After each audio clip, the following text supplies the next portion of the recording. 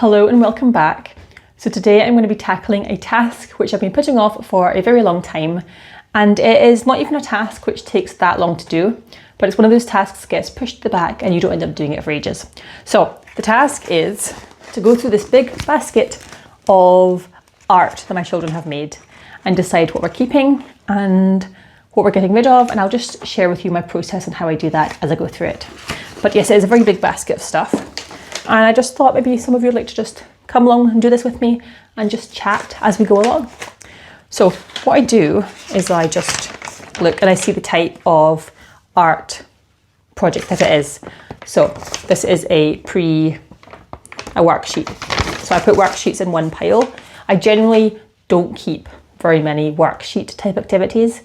I like to keep activities that are like process art and are things that they've drawn. I don't care so much about the worksheets and the pre-made things like that. So I put that in one pile, and then I put, what I'm going to do is I'm going to have a pile of things that I'm definitely getting rid of and a pile of maybe things that my children will go through with me and decide what we're keeping. This one will most likely be kept because it's not been that long since they've made it and it's like a nicer thing that they made. So this is a letter that's here randomly, so I'll put that in that pile.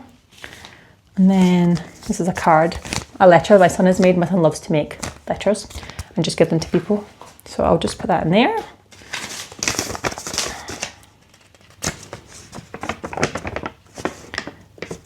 Then we have, it's actually really fun to look through different art pieces, things that they've made.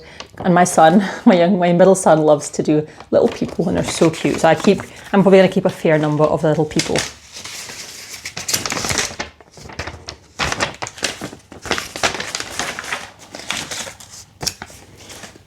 Another one of these.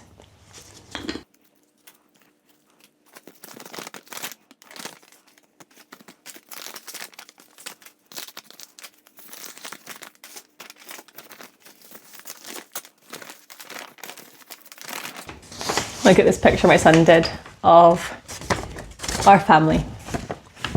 Lots of little people. I love these kind of things. I put a lot of these pictures just up around our home because they're so cute. But like I said, I don't mind so much about these kind of pre-made, just like colouring type activities. And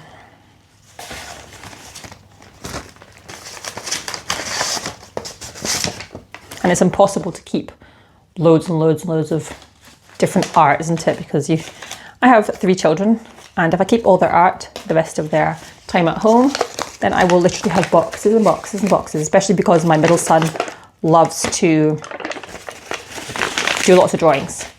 My oldest son, not so much, so I probably end up keeping more of the things that he's made just because he doesn't make quite so much stuff. But I get rid of a lot. Things like this. This is cute.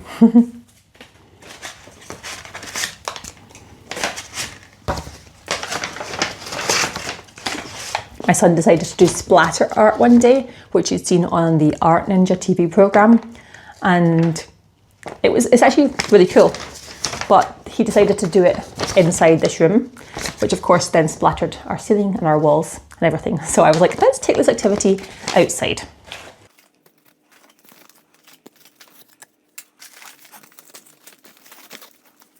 I especially love the art projects that kind of showcase their creativity and their thinking around how things work and how to make things. For example, my son is, like I said in the previous video, he likes to try and make kites, and I really like the way that you can just keep some of these old projects and just reminds you of that time of when they're trying to make kites for a few weeks.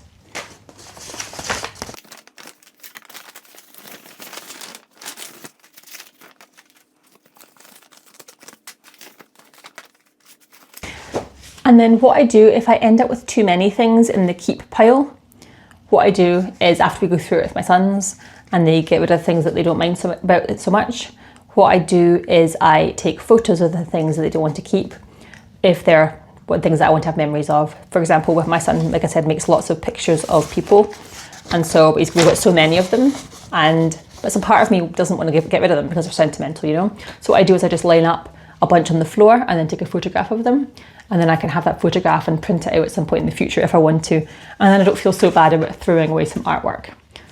And at some point in the future, if I feel like in the mood and I have time, then what I'll do is I'll go through and print off a bunch of them and put them into a folder, probably at some point. And if I don't, then I realise that actually it wasn't as sentimental as I thought. So yeah, that's my tip for keeping more artwork, but you don't really have space, is to take photographs of the artwork. What I thought I would just talk about briefly is it is kind of back to school season now, isn't it? So loads of people are going back to school, and for home educators that means not back to school. So we are almost in not back to school kind of season at the moment. And what you see from a lot of homeschoolers and home educators online is that they do a lot of hauls. They do a lot of things, videos where they show things that they have bought. And so I'm going to share with you now why you're not going to see any of those from me. And it's quite a simple reason, really. I actually quite enjoy watching homeschool hauls. You can see some people that I follow have a big long 1 hour long homeschool haul type videos, and I love watching them and seeing all the things that they get. And they get pens, and they get fun stationery, which I love to buy stationery, and they get all these books, and they get just random little gadgets that they see in shops, and I'm like, wow, that's so cool. They get activities to do when you're doing a read aloud, so little building activities and like really fun things to add so much fun to their days. And I look at those videos and I go, wow, that is so fun. Like, I want to buy all of these things. And that is the reason that I am not doing a haul, because this channel is aimed at new home educators. And while I don't think those videos are bad for my channel, I don't want to be adding to the idea that you need lots of things to home educate, because that simply isn't true.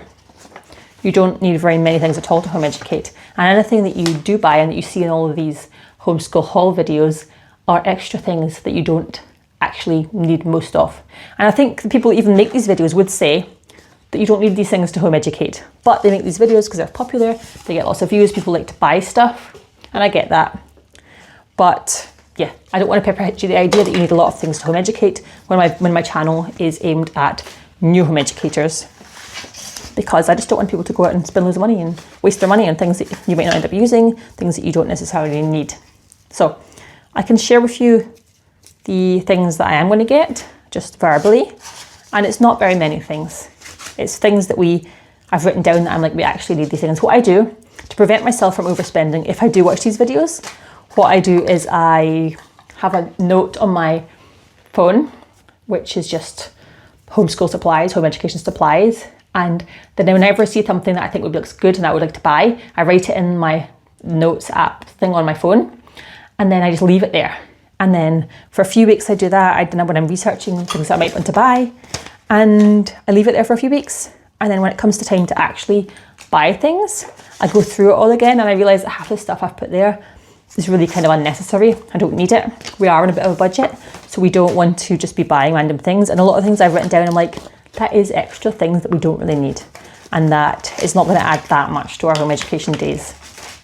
But I can go now and actually get you the... Why is there a maze book in here?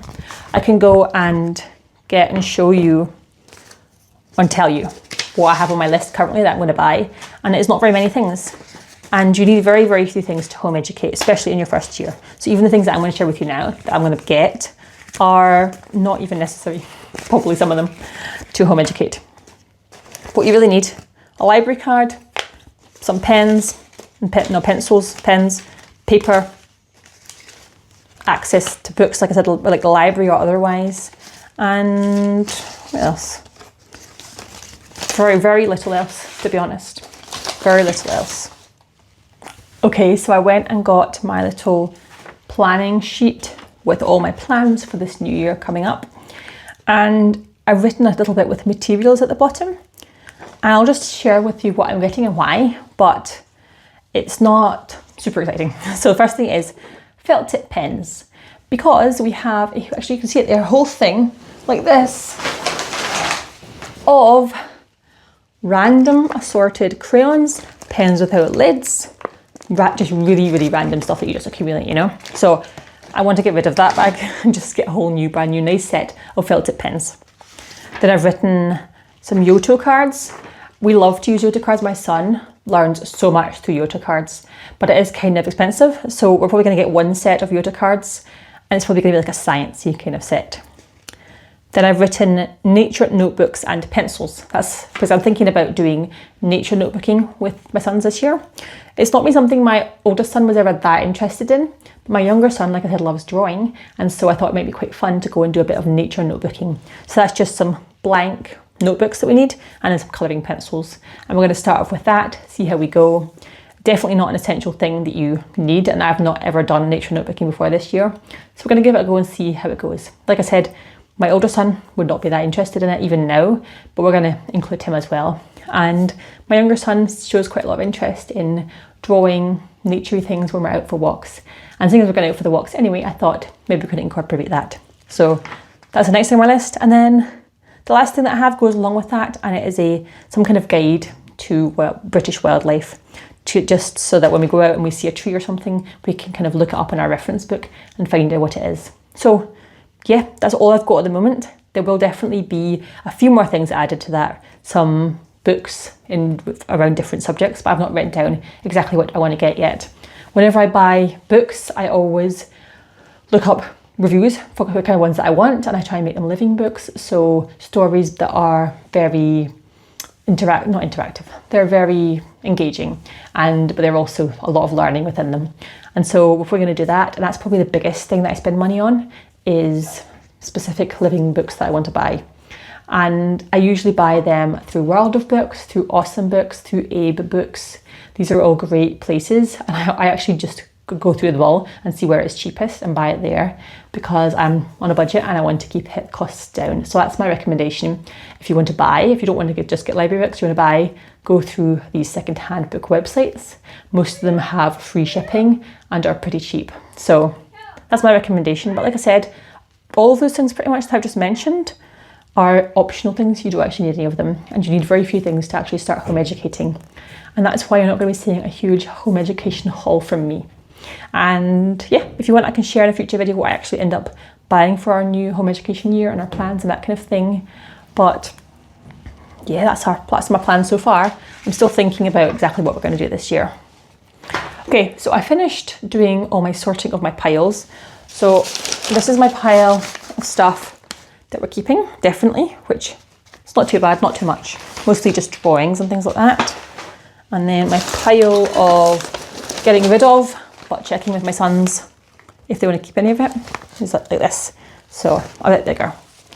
And then I also have just a few like random crafts that they made like that. So there we go. Now it's quite messy in here, so I need to kind of clean that up. But yeah, I hope you just enjoyed chatting and sitting with me and doing an activity thing together that I needed to do anyway. And if you like this kind of video, this style, let me know. It's very easy for me to film, and I just love to chat all things home education. So that's what I'm going to share with you today. I'm going to go and tidy this up, and now I have a clear basket with nothing in it that they can start putting their new art projects into. And I'm going to take some photographs, probably tomorrow, of the things that they don't want to keep but are still a bit sentimental, and then we can get rid of a lot of it. And I need to find some space to put all these drawings that we want to keep, because we are running out of space. Usually I just keep them in big, plastic boxes with the lids on, just to keep them, and then I put them in our loft and just put them out of sight. So that's what we do. Hope you enjoyed this video, and I'll see you in my next one. Bye.